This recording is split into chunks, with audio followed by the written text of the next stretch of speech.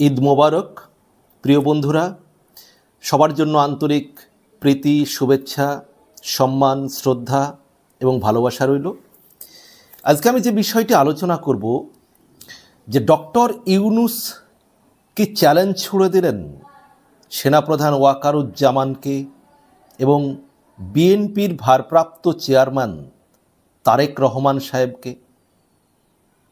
আপনারা ইতিমধ্যেই শুনেছেন, ঈদের আগের দিন ডক্টর মোহাম্মদ ইউনূস, অন্তর্বর্তীকালীন যে সরকার চলছে তার প্রধান উপদেষ্টা, তিনি বাংলাদেশের জনগণের উদ্দেশ্যে বা জাতির উদ্দেশ্যে ভাষণ দিয়েছেন।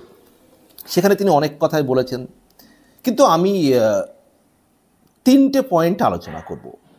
অনেক কথাই তিনি বলেছেন, আওয়ামী লীগকে অনেক বাংলাদেশের বিভিন্ন পরিস্থিতির জন্য আওয়ামী লীগকে দায়ী করেছেন, তার সরকার নাকি খুব ভালো করছে, তার সরকার অনেক এটা সেটা বলেছেন। কিন্তু আমার যেটা তিনটি প্রশ্ন ডক্টর ইউনূসের উদ্দেশ্যে, তিনি বলেছেন যে বাংলাদেশে এমন একটি সরকার থাকতে হবে যে সরকার বাংলাদেশের সার্বভৌমত্ব রক্ষা করবে। এবার আমার প্রশ্ন, যে বাংলাদেশের সার্বভৌমত্ব শেখ হাসিনা ক্ষমতায় থাকাকালীন কোনো দিন হুমকির মুখে পড়েছে? বা বিএনপি যখন ক্ষমতায় ছিল, খালেদা জিয়া প্রধানমন্ত্রী ছিলেন, কখনো কি বাংলাদেশের স্বাধীনতা, সার্বভৌমত্ব চ্যালেঞ্জের মুখে পড়েছে? আর বিশেষ করে বলবো, শেখ হাসিনার শাসনামলে কখনো সার্বভৌমত্ব চ্যালেঞ্জের মুখে পড়েছে? কিন্তু আপনার শাসনামলে আজকে মানবিক করিডোরের নামে, যেটা রাখাইন প্রদেশে মানবিক করিডোরের নামে আজকে আপনি আমেরিকাকে বাংলাদেশের ভূখণ্ড ব্যবহার করে আরাকান আর্মির কাছে বিভিন্ন সাহায্য সহযোগিতার নামে বাংলাদেশের সার্বভৌমত্বকে হুমকির মুখে ফেলতে চাইছেন। তাহলে এর জবাব তো ক্লিয়ার আপনার দেওয়া উচিত। কখনো বলছেন আপনার উপদেষ্টারা যে মানবিক করিডোর নিয়ে আলোচনা হয়নি, কেউ বলছেন আমরা সিদ্ধান্ত নিয়েছি, আবার কখনো আপনি এড়িয়ে যাচ্ছেন। অর্থাৎ এখানে যে একটা ডালমে কুচ কালা হ্যায়, সেটা কিন্তু পরিষ্কার। অর্থাৎ আপনারা এই জিনিসটিকে পরিকল্পনা করে বিদেশিদের হাতে তুলে দিতে চাইছেন, কিন্তু সেটা আপনারা ম্যানেজ করতে পারছেন না। তাহলে সার্বভৌমত্ব কার কাছে সুরক্ষিত, আপনার কাছে নাকি শেখ হাসিনার কাছে? সেটা তো বাংলাদেশের জনগণই বুঝতে পারছে। দ্বিতীয় আরেকটা প্রশ্ন তুলব, আপনার বক্তব্যে কতটা স্ববিরোধী ছিল।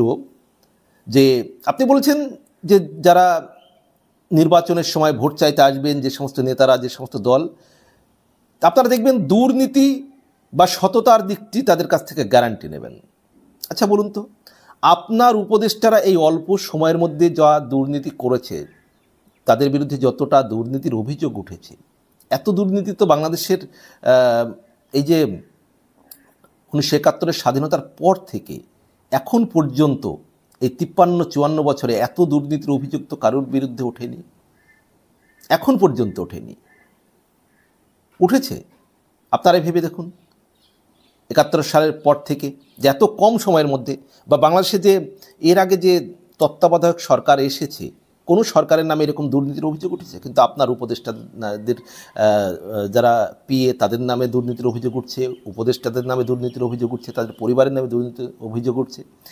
এমনকি যেটা সবচাইতে ইম্পর্টেন্ট, আপনার বিরুদ্ধে সরাসরি ডক্টর মোহাম্মদ ইউনূস দুর্নীতির অভিযোগ উঠছে, যে আপনার গ্রামীণ ব্যাংকে আপনি অবৈধ সুবিধা নিয়ে নিচ্ছেন। এবং অলরেডি অভিযোগ নয়, এটা তো সত্য, আপনি 666 কোটি টাকা আপনার কোম্পানির কর মুকুব করে দিয়েছেন। বিদেশি সংস্থাগুলো যেগুলোই আসতে চাইছে আপনার কোম্পানিগুলোর সঙ্গে জুড়ে দিতে চাইছেন। আপনার কোম্পানির আগামী আরও কয়েক বছর যেন কর না দিতে হয়, 29 সাল পর্যন্ত, সেই ব্যবস্থা আপনি করে নিয়েছেন। আপনার কোম্পানির বিভিন্ন রকম সুযোগ সুবিধা, লাইসেন্স আপনি করে নিয়েছেন। এগুলো দুর্নীতি নয়? একটা সরকার প্রধান হিসাবে আপনি রাষ্ট্রের ক্ষমতাকে ব্যবহার করে আপনি ব্যক্তিগত সুবিধা নিয়ে নিচ্ছেন, এগুলো দুর্নীতি নয়? তাহলে আপনি কোন দুর্নীতি বন্ধ করার কথা বলছেন? আপনি নিজেই তো দুর্নীতিগ্রস্ত একজন।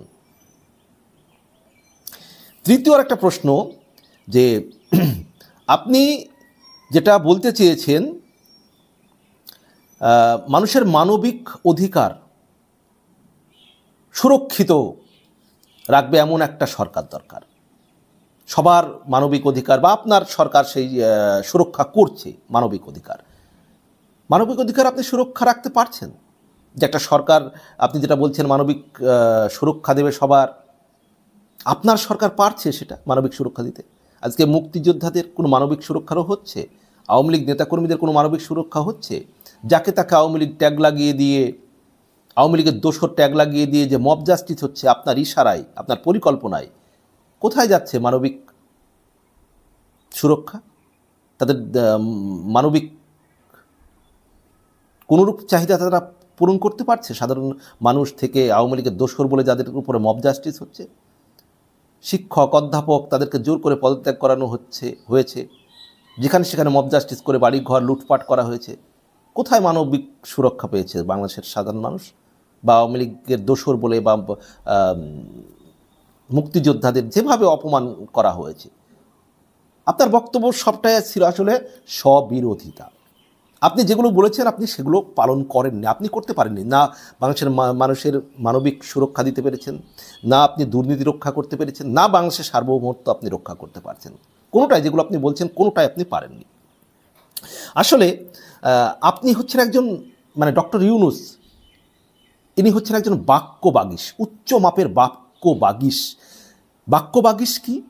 যারা কথার জাদুতে, যারা খুব সুন্দর করে বলতে পারেন, মানে ওই যে উনি বলেছিলেন না ক্লিন্টন ফাউন্ডেশনে গিয়ে, মেটিকুলাস ডিজাইন, যে শেখ হাসিনার বিরুদ্ধে আন্দোলন হঠাৎ করে কোনো আন্দোলন নয়, এটা হচ্ছে একটা দীর্ঘদিনের মেটিকুলাস ডিজাইন, অর্থাৎ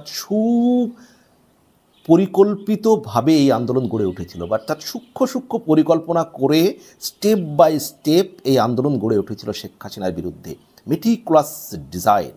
তো এই ডক্টর ইউনূস এইরকম যারা বাক্যবাগীশ হন, তারা সুপরিকল্পিতভাবে কৌশলের সঙ্গে কোথায় কি উপস্থাপন করতে হবে, কোথায় কি বলতে হবে, এমনভাবে তুলে ধরেন যে তাদেরকে অসত্যটাও মানুষ সত্য বলে ধরে নেয়। আর সাধারণ মানুষের যে মেধা যুক্তিবুদ্ধি, সেখানে বেশিরভাগ মানুষই তাদেরকে চিনতে ভুল করে।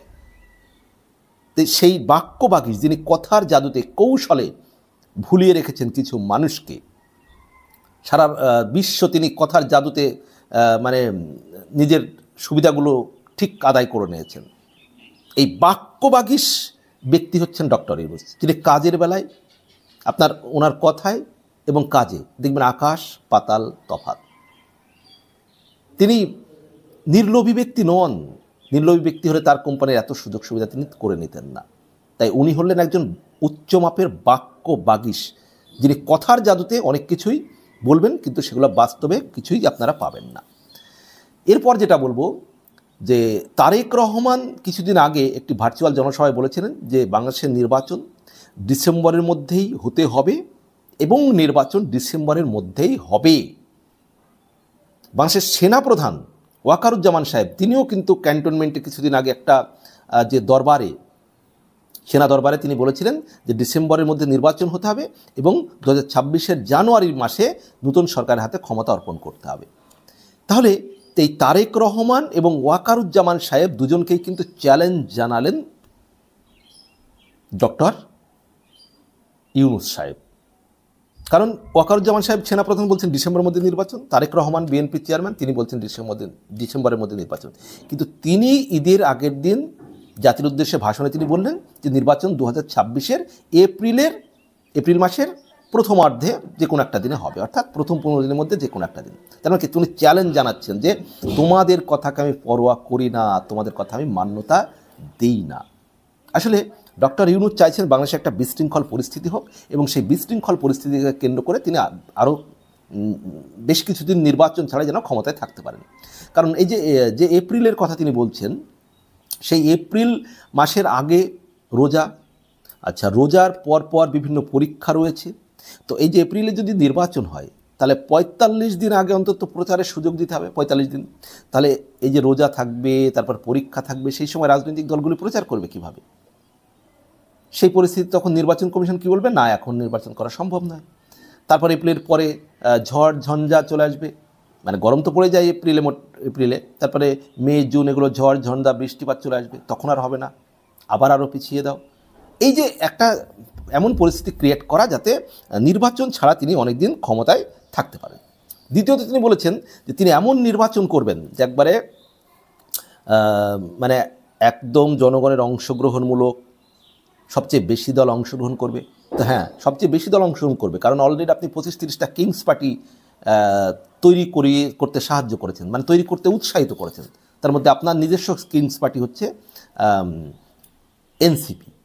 তো সেই কিংস পার্টিগুলোকে আপনি অংশগ্রহণ করাবেন, করিয়ে দেখাবেন যে সবচেয়ে বেশি দল অংশগ্রহণ করছে। আবার তিনি বলেছেন সবচেয়ে বেশি জনগণের অংশগ্রহণ। জনগণের সবচেয়ে বেশি অংশগ্রহণ কী করে হবে? কারণ বাংলাদেশের 45 থেকে 50% লোক সমর্থন করে আওয়ামী লীগ এবং তার জোট সঙ্গীদের। তারা তো তাদের আপনি নির্বাচন করতে দেবেন না, বা নিবন্ধন বাতিল করেছেন আওয়ামী লীগের। তাহলে আপনি কি করে এই 45% মানুষকে বাইরে রেখে সবচেয়ে বেশি জনগণের অংশগ্রহণে আপনি নির্বাচন করবেন? সেই প্রশ্ন আপনার কাছে থাকলো। জনগণের উদ্দেশ্যে আমার এই প্রশ্ন, কি করে তাহলে সবচেয়ে বেশি জনগণের অংশগ্রহণে এই নির্বাচন হতে পারে? আপনারাই বলুন তো। যেটা উনি বলছেন, তিনি বলছেন অবাধ ও নিরপেক্ষ নির্বাচন করবেন। কি করে করবেন? তিনি নিরপেক্ষ মানুষ। তিনি যেভাবে এনসিপি এবং জামাত ইসলামীর বিভিন্ন এজেন্ডাগুলোকে বাস্তবায়ন করতে সাহায্য করছেন, একটা এত দলীয়করণ প্রশাসনে আমার মনে হয় এর আগে কোনো নির্বাচিত সরকারের আমলেও হয়নি। যে এনসিপি এবং মানে জাতীয় নাগরিক পার্টি এবং জামাত ইসলামী যেভাবে সুযোগ সুবিধা পেয়ে যাচ্ছে, সেটা এর আগে কোনো নির্বাচিত সরকারের আমলেও এত সুযোগ সুবিধা কোনোদিন পায়নি। আপনি যে কোনো একটা নিরপেক্ষ শাসক নন, সেটা তো বারবার প্রমাণ হয়েছে আপনার কাজে কর্মে। তাহলে আপনি কিভাবে নিরপেক্ষ নির্বাচন দেবেন বাংলাদেশে? এটা বাংলাদেশের কোনো বুদ্ধিমান মানুষ, কোনো সাধারণ মানুষ বিশ্বাস করে না যে আপনার দ্বারা কোনো নিরপেক্ষ নির্বাচন হতে পারে। আপনার প্রশাসনকে আপনি নিরপেক্ষ পরিচালনা করতে পারেন, এটা বাংলাদেশের কোনো মানুষ বিশ্বাস করে না। কারণ প্রশাসনের মেরুদণ্ডই তো আপনি ভেঙে দিয়েছেন। একদম মব জাস্টিস করছে, প্রশাসন দাঁড়িয়ে আছে। আপনার ইন্ধনে মব জাস্টিস হচ্ছে, লুটপাট হচ্ছে। আজকে আইন নেই, শৃঙ্খলা নেই, বাংলাদেশের মানুষের নিরাপত্তা নেই, চুরি ডাকাতি চিন্তায় যেভাবে বেড়ে গিয়েছে, বাংলাদেশের মানুষের হাতে কাজ নেই। এই পরিস্থিতিতে আপনি বলছেন নিরপেক্ষ এবং সুন্দর নির্বাচন দেবেন? এটা শুনে তো মানে সেই পাগলেও হাসবে। সম্মানিত দর্শক, প্রিয় বন্ধুরা, আপনাদের মতামত অবশ্যই জানাবেন। আর আমার ভিডিওগুলো ভালো লাগলে অবশ্যই আমার ভিডিওগুলো শেয়ার করে অন্যদের দেখার সুযোগ করে দেবেন, লাইক করবেন, মতামত জানাবেন, এবং আমার মুকুল স্যার ইউটিউব চ্যানেলটি আপনারা সাবস্ক্রাইব করে পাশে থাকবেন। আবারও ঈদ মোবারক। আর জাতি ধর্ম বর্ণ নির্বিশেষে প্রত্যেকের প্রতি মহান ঈশ্বরের করুণা আপনাদের উপরে, ভালোবাসা আপনাদের উপরে বর্ষিত হোক। মহান ঈশ্বর সবার সহায় হন, এই কামনা করি। সবার জন্য শুভকামনা।